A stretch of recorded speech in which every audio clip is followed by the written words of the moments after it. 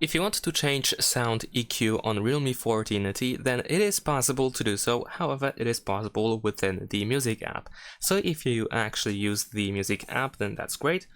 In this case, we can just tap on this purple icon in order to find the equalizer over here. First, we need to select it, and then we can tap on this text in order to proceed.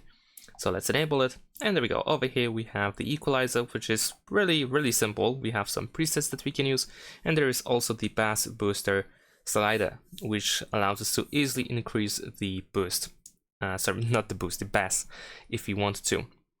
However, if you want to use the equalizer outside of the music app, then it seems that you actually need to download a third-party app that allows us to do so. However, first you can try to set it up in the music app in order to see if it actually works, if you actually have to use the music app or not.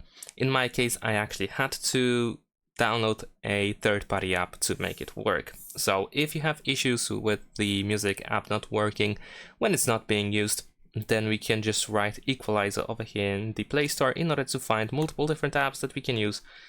And for example, I'm gonna use this one over here. Many various apps that each of them work pretty much in a similar way, so feel free to try anything.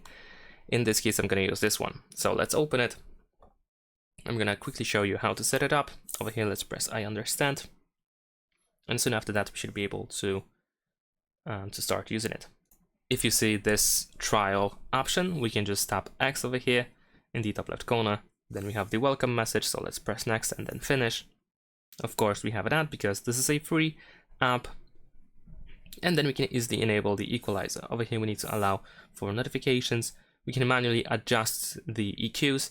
We can also use one of the presets. We also have the bass boost filter.